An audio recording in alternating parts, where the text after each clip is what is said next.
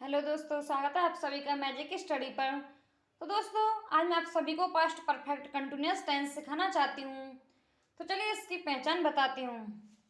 Past perfect continuous tense की पहचान होती है जिन वाक्यों की क्रियाओं के अंत में रहा था, रही थी, रहे थे आदि शब्द आते हैं और समय दिया होता है कि कार्य कब से कार्य शुरू होकर जारी रहा, यानी कार्य कब शुरू होकर के जारी रहा। इसमें अफर्मेटिव सेंटेंस है, इसमें सेंस और फॉर का भी यूज होता है। इसमें जो हमारा रूल है वो है, इसमें सिंगुलर प्लस प्लूरल दोनों कर्ताओं के साथ हैड बीन का प्रयोग करके वर्ब में आईएनजी लगाते हैं। चाहे सिंगुलर हो या प्लूरल हो, दोनों में हम हैड बीन का प्रयोग करते हैं और वर्ब के फर्स्ट फॉर्म में आईएनजी का यूज करते हैं। एग्जाम्पल, मैं 10 दिनों से आपकी प्रतीक्षा कर रहा था। I had been waiting for you for 10 days।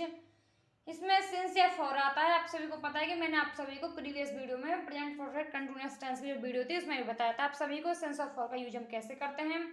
जैसे कि हमें किसी की निश्चित अवधि है, जैसे कि संडे हो, मंडे हो, जनवरी, फरवरी या फिर 1980 जैसे कि संडे रखी हो तो उसमें हम सेंस का यूज करते हैं। और जैसे कि हमें हम किसी चीज़ का पता नहीं है कि कुछ दिनों से, बहुत दिनों से, और जैसे कि इन सब में हम क्या करते हैं, फॉर का यूज करते हैं। और जिस चीज़ का हमें टाइम का हमें पता हो उसमें हम सेंस का यूज करते हैं। वे सुबह से खेल रहे थे। They had been playing since morning. Note, ये हमारा नोट है। इसमें सिंस तथा फॉर का यूज प्रेजेंट कंटिन्यूअस की तरह होता है। इसमें जैसे मैंने आप सभी को प्रेजेंट परफेक्ट कंटिन्यूअस टेंस में बताया था, प्रेजेंट परफेक्ट कंटिन्यूअस टेंस में बताया था, उसी के हिसाब से इसमें भी होगा। वह 2 घंटे से फुटबॉल खेलता रहा था। अगर ऐसे कि था, रहा था, ती रही थी, ते रहे थे, ऐसे शब्द आए तो उसका हम यूज कैसे करते हैं। तो वह 2 घंटे से फुटबॉल खेलता रहा था। He had been playing football for 2 hours। इसमें हमें पता नहीं है, जैसे कि हमारे घंटे आ जाए तो उसमें हम फॉर का यूज करते हैं और बजे आ जाए उसमें हम सिंस का यूज करते हैं, क्योंकि हमें ये नहीं पता ना कि वो 2 घंटे कौन से वाले थे।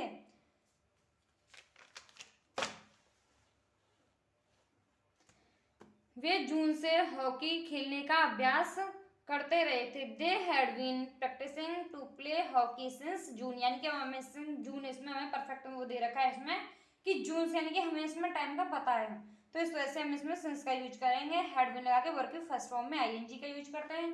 अगर इसमें नेगेटिव सेंटेंस आ जाए तो इसमें हैड के बाद नॉट लगा देते हैं। सीता 3 घंटे से अपनी गुड़ियों से नहीं खेल रही थी।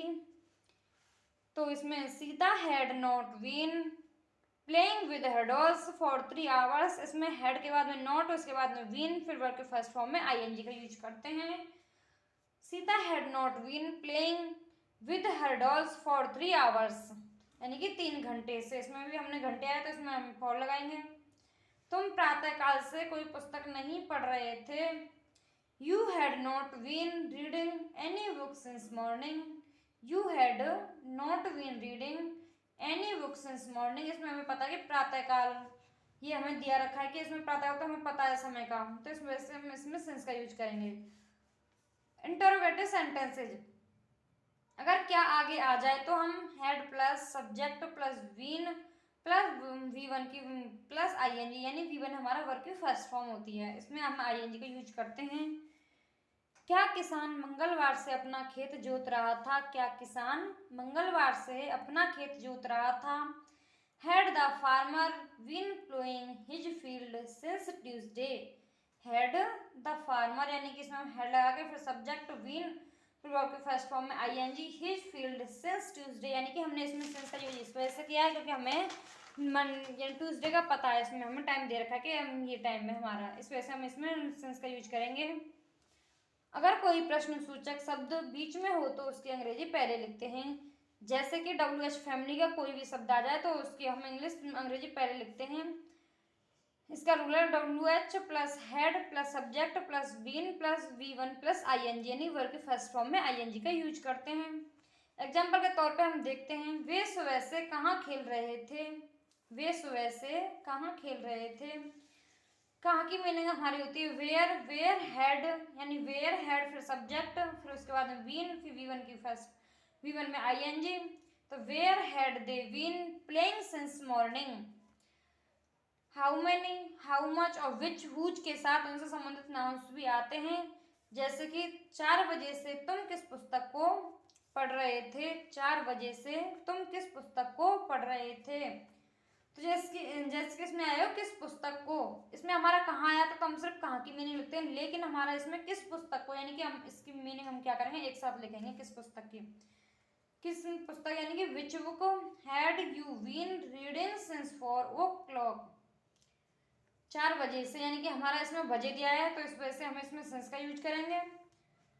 विच बुक हैड, यानी कि विच बुक के बाद में हम हैड फिर सब्जेक्ट, उसके बाद में हम बीन का यूज करेंगे, वर्ब के फर्स्ट फॉर्म में ing, सिंस 4 o'clock, अगर हु ही कर्ता का कार्य करे तो, यानी कि अगर हु कर्ता का कार्य कर रहा है तो who plus had been plus B1 plus ing, उससे क्योंकि इसमें हु जो हमारा होता है वो कर्ता का ही कार्य करता है, उसे 2 वर्ष से कौन पढ़ा रहा था, उसे 2 वर्ष से कौन पढ़ा रहा था, who had been teaching him for 2 years, इसमें हमारा हु क्या है, जो कर्ता का कार्य करता कर रहा है, इस वजह से हम इस हु के बाद में हम हैड बीन का यूज कर देंगे, who had been teaching him for 2 years, for 2 years, हमारा इसमें फॉर हमने क्यों लगाया, क्योंकि हमें वो पता नहीं ना हमारे वो 2 वर्ष थे कौन से, अगर इसमें ये दे रखा था कि 1980 या 2000 या 2020 ऐसे करके दे रखा होता तो हम इसमें सेंस लगाते, लेकिन हमें वो वर्ष का ही पता नहीं कि इसमें कौन से 2 वर्ष है, इस वजह से हमने इसमें फॉर का यूज किया है।